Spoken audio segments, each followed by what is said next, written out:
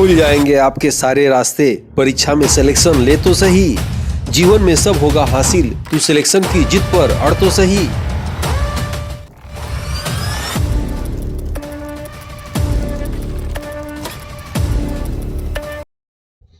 Aditya classes exam गुरु channel में आप सबका स्वागत है।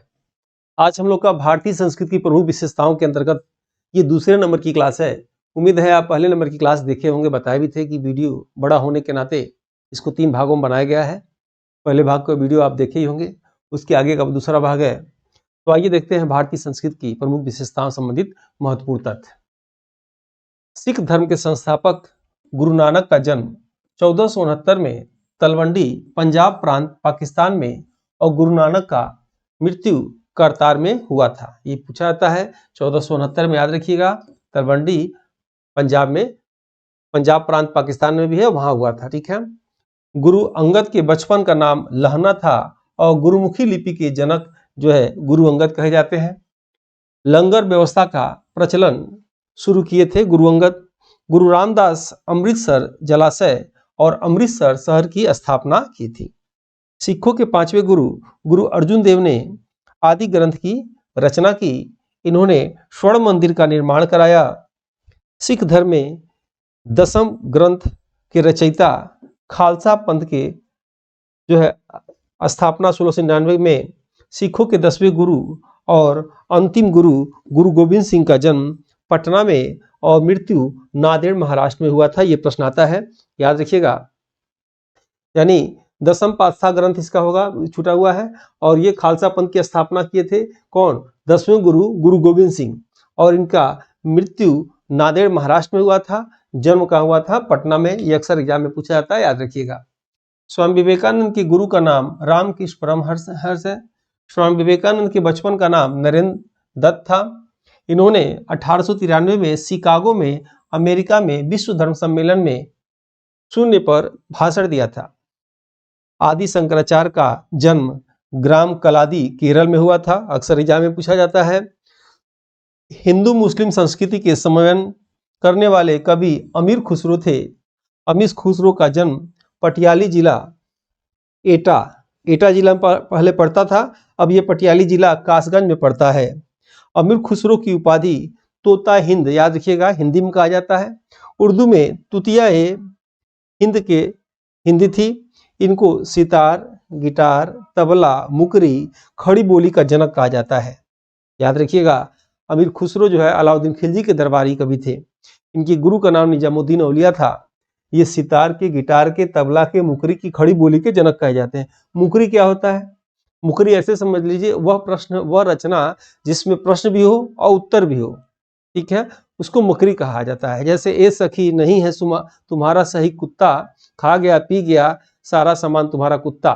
ठीक है, ऐसा अगर कोई रचना हो जिसमें प्रश्न भी हो उत्तर भी हो, उसे मुकरी कहा जाता है। ठीक है, जैसे हम लोग पढ़ाते हैं, ऑनलाइन पढ़ाते हैं तो क्या करते हैं हम लोग? प्रश्न भी करते हैं और हम लोग ही उत्तर देते हैं। समझ लीजिए ये क्या है? ये मुकरी है। ठीक है। उसके बाद अमीर खुसरो के गुरु का नाम निजामुद्दीन औलिया था।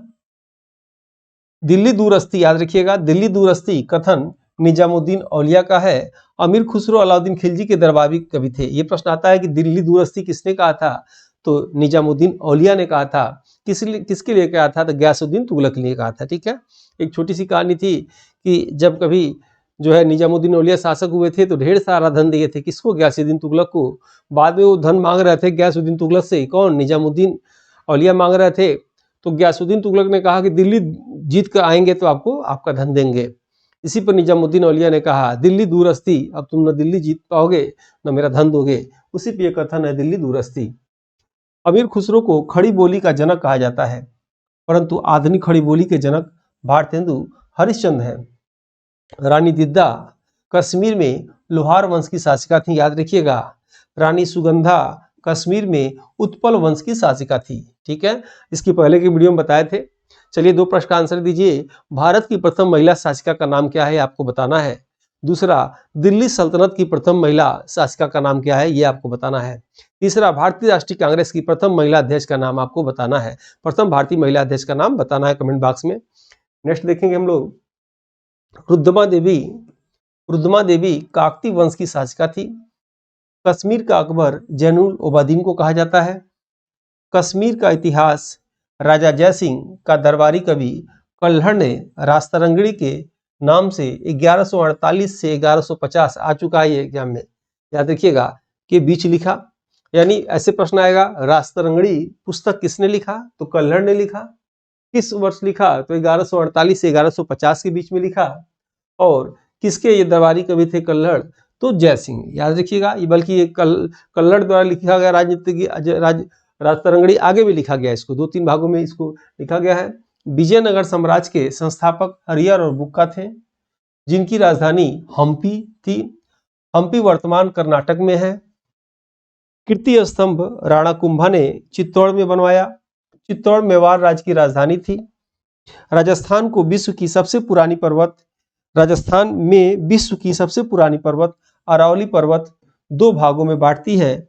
पश्चिमी भाग मारवाड़ और पूर्वी भाग मेवाड़ कहलाता है। ये कहने का मतलब है कि राजस्थान में विश्व का और भारत का सबसे पुराना पर्वत है अरावली पर्वत। अरावली पर्वत राजस्थान को 2 भागों में बांटता है, एक पूर्वी राजस्थान, एक पश्चिमी राजस्थान। ठीक है, तो याद रखिएगा, जो बालू वाला क्षेत्र है वो मारवाड़ क्षेत्र है। मारवाड़ क्षेत्र क्या है? पश्चिम वाला राजस्थान। और जिसमें खेती उती होती है आप देखते होंगे, वो किधर होता है? ये पूर्वी है, उसे मेवाड़ कहते हैं। और मेवाड़ की राजधानी क्या थी? चित्तौड़ थी। ठीक है, ये कहने का मतलब है। और आप जानते होंगे विश्व का सबसे पुराना पर्वत अरावली पर्वत। ठीक है, अरावली पर्वत सबसे पुराना पर्वत है। अरावली पर्वत की चोटी का नाम क्या है आपको बताना है। अरावली पर्वत की चोटी का क्या नाम है? कमेंट बॉक्स में बताएंगे। अरावली पर्वत की सबसे ऊंची चोटी माउंट आबू है, आप बता ही दिया गया यहाँ पे। उत्तर भारत की मंदिर शैली, दक्षिण भारत की मंदिर शैली और बीच की शैली को क्या कहा जाता है, ऐसे समझिएगा। जैसे अगर हम भारत का ऐसे नक्शा बना दें तो आपके एग्जाम में जीएस जनरल नॉलेज ही पूछेगा, बहुत डीपली नहीं जाने की आवश्यकता है। ये कह रहा उत्तर भारत के मंदिर, यानी ये उत्तर भारत कहलाएगा। बताए थे ऊ से ऊपर वाला उत्तर होता है और दाहिने वाला हमेशा पूरब होता है। उल्टा ये 2 दिशा जानिएगा, नीचे दक्षिण हो जाएगा और ये क्या हो जाएगा? पश्चिम हो जाएगा। तो ये उत्तर भारत के मंदिर कैसे बने हैं? तो याद रखिएगा, उत्तर भारत में क्या है? श्रीनगर। श्रीनगर कहाँ है? जम्मू कश्मीर में।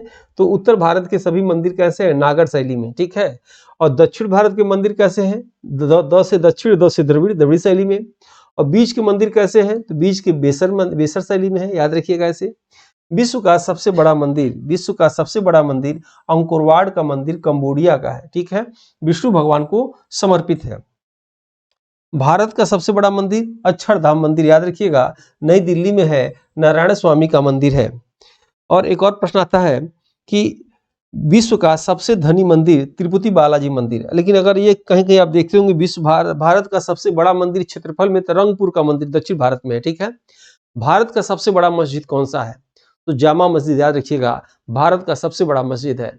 और भारत का सबसे प्रथम मस्जिद कौन था? तो कुतुबुल इस्लाम मस्जिद, याद रखिएगा, जो कुतुब मीनार के गेट पे आज भी है, दाहिने साइड में है, वो भारत का प्रथम मस्जिद कहा जाता है। बृहदेश्वर मंदिर तंजौर तमिलनाडु में है, राज चोल ने बनवाया था। ये भी आपसे याद रखिएगा आता है। तंजौर को क्या कहते हैं? तंजौर को चावल का कटोरा कहते हैं, यानी धान की फसल यहाँ बहुत अच्छी होती है। गंगेकोंड चोलपुरम मंदिर, याद रखिएगा, राजेंद्र चोल ने बनवाया था, तमिलनाडु में है। खजुराहो का मंदिर मध्य प्रदेश में है, चंदेल शासकों ने बनवाया था। कंदरिया महादेव का मंदिर मध्य प्रदेश में है, खजुराहो का सबसे बड़ा मंदिर है और धंगदेव चंदेल ने बनवाया था। एलोरा का कैलाश मंदिर कृष्ण प्रथम यानी राष्ट्रकूट शासकों ने बनवाया था। लिंगराज मंदिर भुवनेश्वर में है, उड़ीसा में ययाति केसरी ने बनवाया था। कोणार्क का सूर्य मंदिर नरसिंह देव प्रथम ने बनवाया था। पुरी का जगन्नाथ मंदिर उड़ीसा में है, याद रखिएगा। अब एक प्रश्न ये भी आपके मन में आ रहा होगा कि सर इतना कंटेंट कैसे याद करें, हम तो जीएस पढ़े नहीं है नहीं, या कैसे आता है? याद रखिएगा, इसका एक ही फार्मूला है, मेहनत करना पड़ेगा। और मेहनत के लिए उस जो कंटेंट आपको याद नहीं होता है बार बार पढ़िए। नावल की तरह 3-4 बार 5 बार जब पढ़ लेंगे तो मनोवैज्ञानिक क्या कहते हैं, वो चीज़ आपके दिमाग में धीरे धीरे नींव बनाना शुरू करेगा और उसकी छवि, उसका कंटेंट आपको याद होना पड़ेगा। और हम लोग करते क्या है, 1 ही 2 बार पढ़ते हैं, याद नहीं हो रहा है, अब तो मन नहीं लग रहा, नहीं पढ़ेंगे। जो चीज़ याद ना हो, याद रखिएगा, कम से कम 3 बार उसके पढ़िए, चौथी 5वीं बार वो आपको हवा लगना शुरू होगा और आप एक समय ऐसा आएगा कि पूरा आपको याद आ जाएगा। ठीक है, तो ऐसा कभी मत सोचिए, ऐसा सोच के अपने मनोभाव को कमजोर। इस बुक में 1 से 6 यूनिट तक के सिलेबस के अनुसार प्रश्नों का समावेश है। 4 बुक में 80 मॉडल पेपर हैं। एक मॉडल पेपर में 30 प्रश्न है, जिसमें आज तक के करंट अफेयर से लेकर सभी 1 से 6 यूनिट के प्रश्न को अपडेटेड कर दिया गया है। सभी प्रश्नों का यूट्यूब पर व्याख्या सहित रिकॉर्डेड क्लास आप देख सकते हैं। कुल 4 बुक और 1 ओमार की बुक यानी 5 बुक सेट और डिलीवरी चार्ज लेकर कुल 926 रुपये MRP बनती है। परंतु अभी ऑफर में और सभी वर्गों के छात्र छात्राओं को ध्यान में रखकर अमेजन के माध्यम से यह मात्र 499 रुपये में आपके घर तक पहुंच जाएगा। कोई अतिरिक्त चार्ज नहीं देना होगा, जो एक सीमित समय के लिए है, जो मार्केट का सबसे अच्छा और सबसे सस्ता बुक है। हिंदी प्रश्न के आगे अंग्रेजी में प्रश्न दिए हैं ताकि कठिन शब्दावली को समझने में आसानी हो। पुस्तक बाइलिंगुअल है। चारों बुक में असिस्टेंट प्रोफेसर के एग्जाम की दृष्टि से चुनिंदा प्रश्नों को ही समावेश किया गया है। बुक में अपने 12 वर्षों की प्रतियोगी परीक्षा पढ़ाने के अनुभव के आधार पर प्रश्न के साथ ऑप्शन का भी डिटेल व्याख्या यूट्यूब चैनल पर आपको मिल जाएगा। बुक के सभी प्रश्न आपकी तैयारी में रामबाण की तरह कार्य करेगा। जो छात्र छात्राएं टेस्ट कोर्स को परचेज कर चुके हैं या जो नहीं किए हैं, उन्हें भी यह बुक हार्ड कॉपी के रूप में ले लेना चाहिए। करने की आवश्यकता मत करिए। सूर्य का मार्तंड मंदिर, ये देखिएगा, ये कश्मीर में है। ललितादित्य ने इसको बनवाया था।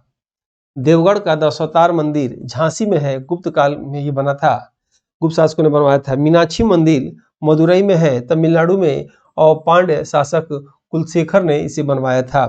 दिलवाड़ा का जैन मंदिर माउंट आबू में है, अरावली पर्वत पे, और बिमल शाह ने इसे बनवाया था। ठीक है, जहाँ आप जानते होंगे दिलवाड़ा के जैन मंदिर में जैन धर्म के प्रथम तीर्थकर जो है ऋषभ देव की मूर्ति है, और जिसमें उनकी आंखें हीरे की आज भी लगी हुई हैं। ठीक है, उसके बाद कांची का कैलाश मंदिर पल्लव वंश के शासक नरसिंह वर्मन द्वितीय ने बनवाया था। भारत का प्रथम मस्जिद कुतुब इस्लाम मस्जिद दिल्ली में है। 2.5 दिन का झोपड़ा अजमेर में है। कुतुब मीनार मेहरौली दिल्ली में है, आप याद रखिएगा। नेक्स्ट आप देखेंगे इंडो सारासेनिक स्थापत्य शैली में भारतीय एवं यूरोपीय दोनों की विशेषता देखने को मिलती है। 1911 में जॉर्ज पंचम और इनकी पत्नी मैरी की स्वागत में बना gateway of India Mumbai Gujarati शैली में बना। इंडिया गेट गुजराती शैली में बना है। इंडिया गेट दिल्ली में है, याद रखिएगा, जिसे 1000 सैनिकों के स्मारक के नाम से जाना जाता है। अब गेटवे ऑफ इंडिया कहाँ है? गेटवे ऑफ इंडिया मुंबई में, याद रखिएगा। और मिनी मुंबई किसे कहते हैं? इंदौर को कहा जाता है मिनी मुंबई। ठीक है, और अभी एक प्रश्न आया है कि सबसे शुद्ध वायु किस स्थान का है, तो वही इंदौर का आ गया है। सबसे स्वच्छ तो इंदौर था ही, और सबसे शुद्ध वायु भी करंट में आ गया है किसका? इंदौर का। भगवान बुद्ध ने अपने शिष्यों के प्रथम उपदेश सारनाथ में दिया था। उसे धमेक स्फूत के नाम से जाना जाता है। कांस्य ढलाई का कार्य हड़प्पा वासियों द्वारा शुरू किया गया था, या इसे द्रवी मोम विधि लास्ट वैक्स तकनीकी भी कहा जाता है। चोल काल की नटराज प्रतिमा कांस्य ढलाई का एक उदाहरण है। कुषाण काल की मूर्तियों का यमुना नदी के तट पर मथुरा कला शैली का विकास हुआ, जो बौद्ध धर्म, जैन धर्म व हिंदू धर्म से प्रेरित था। विश्व में महात्मा बुद्ध की सबसे ऊंची मूर्ति बामियान अफगानिस्तान में है, जिसे यूनेस्को की विश्व धरोहर सूची में जो है शामिल किया गया है। चित्रकार निहाल चंद्र, यह नाम याद रखिएगा, एग्जाम में आ सकता है। चित्रकार निहाल चंद्र द्वारा राजस्थानी चित्रकला में बनी किशनगढ़ शैली से पेंटिंग जो है बड़ी ठनी को भारतीय मोनालिसा कहा जाता है। हैदराबाद के निजाम शाही के प्रवर्तक चीन किलिच खान थे। नेक्स्ट देखिएगा, अवध राज्य के संस्थापक सआदत खां थे। दिल्ली का लाल किला, दिल्ली का जामा मस्जिद शाहजहां ने बनवाया। अकबर प्रथम मुगल शासक था जिसने विश्व शांति की बात को आगे बढ़ाया। मात्र एक मुट्ठी बाजरे के चक्कर में मैंने अपना साम्राज्य खो दिया, ये स्टेटमेंट आता है कि मात्र एक मुट्ठी बाजरे के चक्कर में मैंने अपना साम्राज्य खो दिया। यह किसने कहा? तो शेरशाह सूरी का यह कथन है, याद रखिएगा। शेरशाह सूरी द्वितीय अफगान वंश का शासक था। इसके मकबरे को झीलों का मकबरा कहा जाता है, सासाराम बिहार में है, याद रखिएगा। शेरशाह सूरी ने ही भारत में सबसे पहले चांदी का नोट चलाया था। जीटी रोड जो है, जो सड़क आजम उसको पहले कहते थे, ये शेरशाह सूरी ने ही बनवाया था। बाद में उसका नाम ग्रैंड ट्रंक रोड या जीटी रोड हो गया, जो आज भी नेशनल हाईवे 1 और 2 के नाम से है। ठीक है, जो पेशावर से जो सुनार गांव तक जाता था, अब क्या है, अमृतसर से दिल्ली और दिल्ली से सुनार गांव तक पश्चिम बंगाल तक जाता है। उसके बाद देखेंगे राम सीता की आकृति और रामसी देवनागरी लेख युक्त सिक्के को अकबर ने चलाया। मुगल शासकों में सबसे अनपढ़ अकबर था। सर्वाधिक पढ़ा लिखा शासक मोहम्मद बिन तुगलक था, जिसे मूर्ख बुद्धिमान शासक के नाम से जाना जाता है। जिंदा पीर के नाम से औरंगजेब को जाना जाता है। ठीक है, उम्मीद है समझ में आ रहा होगा क्लास आपको। वन लाइनर में है तो बहुत ज्यादा इसमें कुछ समझाने की आवश्यकता है नहीं, आप समझ ही रहे होंगे। जहांगीर के दरबार में पंछियों का सबसे बड़ा चित्रकार मंसूर था। महाभारत का फारसी अनुवाद का शीर्षक रजनामा है। रामायण का फारसी भाषा में अनुवाद अब्दुल कादिर बदायूनी ने किया। पंचतंत्र का अनुवाद फारसी में अनवार ए सुहेली के नाम से हुआ। हिंदू धर्म ग्रंथों का अध्ययन करने वाला प्रथम मुस्लिम अलबर्नी हैं। दक्षिण भारत में सूती वस्त्र पर हाथ से की गई चित्रकारी को कलमकारी चित्रकारी कहा जाता है, याद रखिएगा। चित्राचार्य उपेंद्र महारथी का संबंध बांस कला से है। इनका पुस्तक का नाम वेणु शिल्प है। ठीक है, पूछ सकता है बांस की कला से किसका संबंध है, तो उपेंद्र महारथी के, याद रखिएगा क्या संबंध है। थेरी गाथा क्या है, प्रारंभिक बौद्ध महिलाओं द्वारा गाई जाने वाली कविताओं का संग्रह किसमें है, थेरी गाथा में है। सबसे पुरानी भाषा तमिल है, कल की क्लास में बताया गया था, ये भी इंपॉर्टेंट है। भारत माता के चित्रकार अविंद्रनाथ टैगोर हैं। जो आप चित्र देखते होंगे भारत माता, उसके चित्रकार कौन है, अविंद्रनाथ टैगोर, याद रखिएगा। मधुबनी चित्र कला मधुबनी बिहार बताए थे आपको। मधुबनी में किसका अभी हाल में बताए थे, कौन है मधुबनी की गायिका, कमेंट बॉक्स में बताइए। मधुबनी बिहार से संबंधित है, जिसे मिथिला चित्रकला के नाम से भी जाना जाता है, जिसमें हिंदू धार्मिक चित्रों को बनाया जाता है। जैन संप्रदाय में मान्यता है कि ईश्वर निराकार है।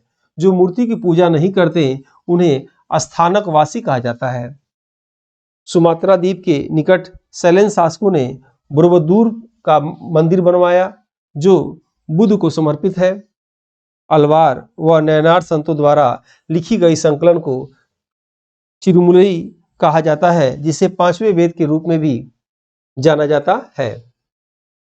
नेक्स्ट है, सम्राट अशोक द्वारा आजीवक संप्रदाय को बिहार में पहाड़ों को काटकर एक गुफा समर्पित किया गया, जिसे लोमस ऋषि गुफा के नाम से जाना जाता है। आजीवक धर्म क्या होता है, वह धर्म, याद रखिएगा, जो यह मानते हो कि सब कुछ जो है भाग्य से ही होता है। ठीक है, आजीवक धर्म के कौन है, तो मोखरीपुत्र गौशाल इसके संस्थापक है। ये लोग क्या मानते हैं कि जो भाग्य में लिखा रहता है वही होता है। ठीक है, फिर आप देखेंगे बोध गया में ज्ञान प्राप्त करने के बाद बुद्ध अपना उपदेश पाली भाषा में, याद रखिएगा, पाली भाषा में दिए, लेकिन इनके साहित्य पाली और संस्कृत दोनों भाषा में है। विजयनगर के शासक कृष्णदेव राय के 8 साहित्यकार को अष्टदिग्गज कहा जाता है, जो तेलुगु भाषा के महान साहित्यकार थे। सनम, याद रखिएगा नाम, सनम नामक राग अमीर खुसरो ने बनाया, जो हिंदू और ईरानी पद्धति को मिलाकर कव्वाली विकसित किए। तमिलनाडु का भरतनाट्यम व केरल का मोहिनीअट्टम, याद रखिएगा, तमिलनाडु का भरतनाट्यम और केरल का मोहिनीअट्टम देवदासी परंपरा से संबंधित एकल नृत्य है। देवदासी किसे कहते हैं कि जब किसी बालिका को किसी मंदिर में सेवा करने के लिए वहीं दान दे दिया जाए, अब उस बालिका का पूरा जीवन भगवान को भोग लगाने में, मंदिर की सेवा करने में होए, उसे प्राचीन काल में देवदासी के नाम से जाना जाता था। नेक्स्ट देखते हैं हम लोग, साधु सन्यासियों आदि के परिधान को चीवर कहा जाता है, याद रखिएगा, चीवर कहा जाता है। वह कश्मीर में लंबे चोंगे की तरह बनाया गया ढाला वस्त्र को फीरन कहते हैं। मुगल शासक शाह आलम द्वारा अरसलान ए जंग की उपाधि एंटोनी पोलियर को दी। वेटिकन चर्च से संत की उपाधि प्राप्त करने वाले प्रथम भारतीय देव सहायम पिल्लई हैं। ठीक है, भारत के राष्ट्रीय ध्वज के शिल्पकार पिंगली वकैया हैं। लखनऊ की बेगम हजरत महल की एक रक्षक उदा देवी दलित स्वतंत्रता सेनानी हैं। महाराष्ट्र राज्य औरंगाबाद का नाम बदलकर छत्रपति संभाजी नगर और उस्मानाबाद का नाम धाराशिव रखा गया है। ये याद रखिएगा, इंपॉर्टेंट है। भारतीय चिकित्सा के जनक आचार्य चरक को कहा जाता है, जिनका जन्म कश्मीर में हुआ था। ठीक है, जैसा कि मैंने आपको बताया था कि सभी इंपॉर्टेंट कंटेंट है, इससे जो है भारतीय राष्ट्रीय जो है संस्कृति में भारतीय संस्कृति की प्रमुख विशेषताओं का अंतर्गत जरूर आता है। वीडियो अभी तक जो लोग लाइक न किए हो, लाइक सब्सक्राइब कर दीजिए। मिलते हैं हम लोग नेक्स्ट वीडियो में। जय हिंद, जय भारत। इस बुक में 1 से 6 यूनिट तक के सिलेबस के अनुसार प्रश्नों का समावेश है। 4 बुक में 80 मॉडल पेपर हैं। एक मॉडल पेपर में 30 प्रश्न है, जिसमें आज तक के करंट अफेयर से लेकर सभी 1 से 6 यूनिट के प्रश्न को अपडेटेड कर दिया गया है। सभी प्रश्नों का यूट्यूब पर व्याख्या सहित रिकॉर्डेड क्लास आप देख सकते हैं। कुल 4 बुक और 1 ओमार के बुक यानी 5 बुक सेट और डिलीवरी चार्ज लेकर कुल 926 रुपये MRP बनती है, परंतु अभी ऑफर में और सभी वर्गों के छात्र छात्राओं को ध्यान में रखकर अमेजन के माध्यम से यह मात्र 499 रुपये में आपके घर तक पहुंच जाएगा। कोई अतिरिक्त चार्ज नहीं देना होगा, जो एक सीमित समय के लिए है, जो मार्केट का सबसे अच्छा और सबसे सस्ता बुक है। हिंदी प्रश्न के आगे अंग्रेजी में प्रश्न दिए हैं ताकि कठिन शब्दावली को समझने में आसानी हो। पुस्तक बाइलिंगुअल है। चारों बुक में असिस्टेंट प्रोफेसर के एग्जाम की दृष्टि से चुनिंदा प्रश्नों को ही समावेश किया गया है। बुक में अपने 12 वर्षों के प्रतियोगी परीक्षा पढ़ाने के अनुभव के आधार पर प्रश्न के साथ ऑप्शन का भी डिटेल व्याख्या यूट्यूब चैनल पर आपको मिल जाएगा। बुक के सभी प्रश्न आपकी तैयारी में रामबाण की तरह कार्य करेगा। जो छात्र छात्राएं टेस्ट कोर्स को परचेज कर चुके हैं या जो नहीं किए हैं, उन्हें भी यह बुक हार्ड कॉपी के रूप में ले लेना चाहिए।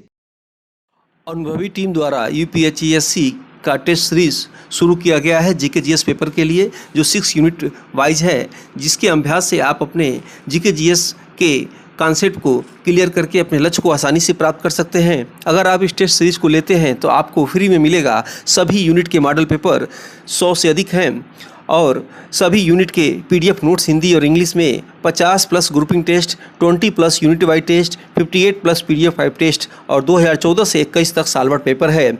इसके लिए आपको नई जानकारी के लिए टेलीग्राम ग्रुप पर आप जुड़ सकते हैं।